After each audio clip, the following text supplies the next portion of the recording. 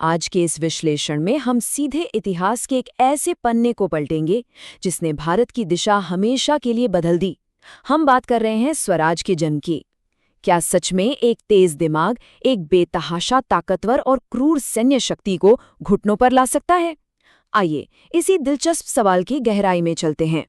तो चलिए 17वीं सदी के उस दौर में चलते हैं। जरा कल्पना कीजिए, आपका दुश्मन आपसे 10 गुना ज्यादा ताकतवर है, उसके पास विशाल सेना है, बेहतरीन हथियार हैं। लेकिन इस पूरे लड़ाई में जो अल्टीमेट वेपन यानी सबसे बड़ा हथियार इस्तेमाल हुआ, वो कोई चमचमाती तलवार या तोप नहीं थी, वो थी एकदम अचूक रणनीति। इस कहानी की शुरुआत होती है एक बहुत बड़े धोखे से।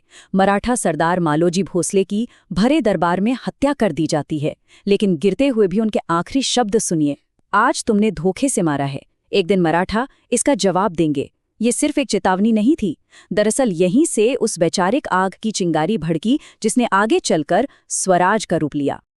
अब जरा इस टाइमलाइन पर गौर करते हैं। मालोजी के साथ हुए धोखे से लेकर सायाजी भोसले के संघर्ष तक मराठे लगातार मुगलों और आदिल शाह के अधीन काम करने को मजबूर थे।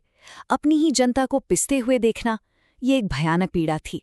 लेकिन कहते हैं ना कि सबसे गहरा विचार सबसे गहरे संघर्ष से ही जन्म लेता है। बस इसी पीड़ा से आज़ादी और एक स्वतंत्र राज्य यानी स्वराज की मांग ने आकार लेना शुरू किया। अब सवाल ये है कि एक महान विजनरी लीडर आखिर तैयार कैसे होता है? युवा शिवाजी कोई परियों की कहानियां सुनकर बड़े नहीं हुए थे। उनकी माता जीजाबाई ने उनके भीतर एक बहुत बड़ा मकसद भर दिया था। उन्होंने राम की मर्यादा सिखाई, भीम की बेजोड़ ताकत के बारे में बताया और अर्जुन जैसा एकदम अचूक फोकस दिया।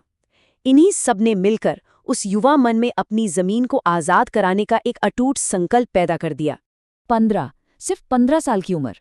जरा सोचिए, इसी उम्र में शिवाजी ने पुणे की पूरी जिम्मेदारी अपने कंधों पर उठा ली और अपने दम पर एक किले पर कब्जा भी कर लिया। ये कोई मामूली बात नहीं थी, ये उस समय की सत्ताओं के लिए एक खुला अलार्म था कि भाई एक बहुत बड़ा तूफान अब बस आने ही वाला है। और वो तूफान सबसे पहले टकराया कुंढाणा किले से। आदिल शाह की सेना ने जब वहां हमला किया तो शिवाजी की सेना ने उन्हें सिर्फ खदेड़ा ही नहीं, बल्कि पहली बार वहां अपना भगवा ध्वज फहरा दिया।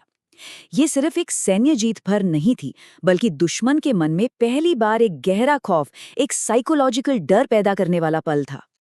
अब यहाँ दो बिल्कुल अलग माइंडसेट का टकराव देखिए। एक तरफ है अफजल खान, जिसका काम करने का तरीका था क्रूरता, मंदिरों को तोड़ना, गांव जलाना और हद दर्जे का अहंकार। और दूसरी तरफ शिवाजी महाराज, जिनका पूरा फोकस था अपनी बुद्धि, गजब का धैर्य और सबसे बढ़कर अपनी जनता की सुरक्षा पर। ये सीधे सीधे ब्रूट फोर्स और इंटेलेक्चुअल स्ट्रैटेजी के बीच की टक्कर थी। लेकिन हालात हमेशा सीधे नहीं होते। स्रोत एक बहुत ही दर्दनाक समझौते की ओर इशारा करता है। आदिल शाह ने शिवाजी के पिता सायाजी को कैद कर लिया। अब अपने पिता की जान बचाने के लिए शिवाजी के बड़े भाई संभाजी को एक बहुत बड़ा समझौता करना पड़ा। उन्हें उसी क्रूर अफजल खान के अधीन लड़ने के लिए मजबूर होना पड़ा। ये एक बहुत ही मुश्किल वक्त था और अफजल खान ने अपनी फितरत दिखाई। एक युद्ध के दौरान जब संभाजी दुश्मन से लड़ रहे थे, तभी अफजल खान ने एक भयानक और कायराना धोखा दिया। उसने तोप का मुंह सीधे संभाजी की तरफ घुमा दिया। इस जानलेवा धोखे में संभाजी की जान चली गई। और सच कहूं तो इसी एक घटना ने एक ऐसे चेन रिएक्शन की शुरुआत कर दी जिसे अब दुनिया की कोई ताकत रोक नहीं सकती थी। इस धोखे ने पूरी कहानी का नैरेटिव ही पलट कर रख दिया। जीजाबाई की आंखों में उस दिन आंसू नहीं थे, बल्कि एक ऐसी आग थी जो सब कुछ भस्म कर दे। उन्होंने सीधा कह दिया, मुझे अफजल का सिर चाहिए। और शिवाजी ने अपनी मां को यह वचन दे दिया। बस यहीं से सेट होता है वो स्टेज जहां एक एपिक और स्ट्रेटेजिक मास्टरमाइंड वाला क्लैश होने वाला था। हालांकि अफजल खान तक पहुंचने से पहले एक और रुकावट थी। शिवाजी ने बहुत तेजी से गद्दार राजा चंद्रराव को धूल चटा दी। ये हार आदिल शाह के लिए इतना बड़ा शौक था कि उसकी वहीं मौत हो गई। इसके बाद सत्ता आई सीधे सुल्ताना के हाथों में, जो और भी ज्यादा क्रूर थी। उसने एक एकदम क्लियर और निर्मम फरमान जारी कर दिया, शिवाजी को या तो जिंदा पकड़ कर लाओ या फिर मार कर लाओ। सुल्ताना का आदेश मिलते ही अफजल खां अपनी एक विशाल और खौफनाक सेना लेकर निकल पड़ा। उसका अहंकार देखिए, रास्ते में पीर बाबा ने उसे उसके घमंड के लिए चेतावनी दी, पर उसने एक न सनी, उल्टा शक के मारे अपनी ही 15 पत्नियों को नदी में डुबो दिया।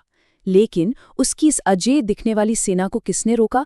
प्रकृति ने, लगातार 3 महीने की मूसलाधार बारिश ने उसे एक ही जगह रोक दिया, जिससे तंग आकर उसे शिवाजी को शांति के बहाने जाल में फंसाने की चाल चलनी पड़ी। अब यहाँ आता है इस पूरे विश्लेषण का सबसे मास्टर स्ट्रोक हिस्सा। शिवाजी ने इस स्थिति का फायदा कैसे उठाया? उन्होंने पूरे 2 महीने तक एक ब्रिलियंट साइकोलॉजिकल वॉर लड़ी, महल में बीमारी और डर का नाटक किया, दुश्मन के रास्ते वाले किले खाली छोड़ दिए और सबसे बड़ी बात, दुश्मन के कैंप में जाने से लगातार इनकार करते रहे। उन्होंने अफजल खान को अपनी ही शर्तों पर एक एकदम अलग थलग इलाके में आने पर मजबूर कर दिया। मिलिट्री माइट पर स्ट्रैटेजी की इससे बड़ी जीत क्या होगी? आखिरकार उस विशालकाय अफजल खान को झुकना ही पड़ा। मुलाकात की शर्तें एकदम सख्त रखी गईं। एक सुनसान जगह, अंदर कोई भी हथियारबंद साथी नहीं और अंगरक्षक एकदम दूर रहेंगे। और ये सब शिवाजी तब कर रहे थे जब पर्सनल लाइफ में वो अपनी पत्नी साईबाई के गुजरने के गहरे शोक में थी। उनका मानसिक नियंत्रण सच में कमाल का था। फिर आई वो ऐतिहासिक मुलाकात की घड़ी। शांति से गले मिलने के बहाने अफजल खान ने ठीक वही किया जिसकी उम्मीद थी। उसने खंजर निकाला और शिवाजी की पीठ में घोंप दिया। लेकिन यहाँ दिमाग एक बार फिर ताकत पर भारी पड़ा। शिवाजी ने अपने कपड़ों के अंदर पहले से ही एक बहुत ही मजबूत कवच पहन रखा था। वो जानलेवा वार उस कवच से टकराकर पूरी तरह से बेअसर हो गया। अब देखिए शिवाजी की दूरदृष्टि। जैसे ही अफजल खान ने वार किया, शिवाजी ने तुरंत अपने हाथ में छिपे बाघनख यानी बाघ के पंजों जैसे डिजाइन वाले हथियार से पलटवार कर दिया। एक ही सटीक, कैलकुलेटेड मूव और अपने से कहीं ज्यादा विशाल और खूंखार दुश्मन का खेल वहीं खत्म कर दिया।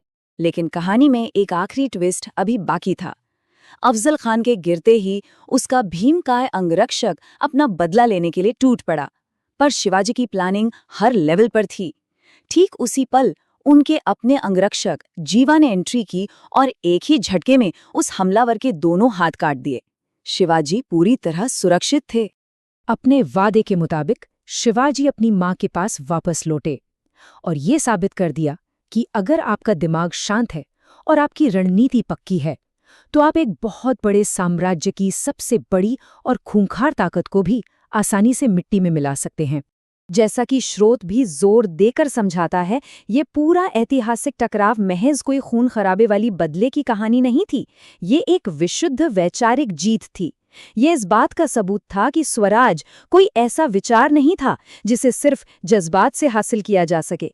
इसके लिए बेजोड़ बुद्धि और कूटनीति चाहिए थी। और इसी सोच ने आगे चलकर भारत के इतिहास की दिशा ही बदल दी।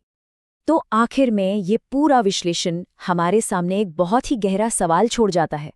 जरा सोचिए, आज के समय में हमारे सामने जो असंभव सी लगने वाली चुनौतियां हैं या जहां ताकत का बहुत बड़ा असंतुलन है, क्या उन्हें सीधे सीधे लड़ने के बजाय शिवाजी की तरह आउटथिंक करके, यानी अपनी बेहतर सोच और रणनीति से हल नहीं किया जा सकता?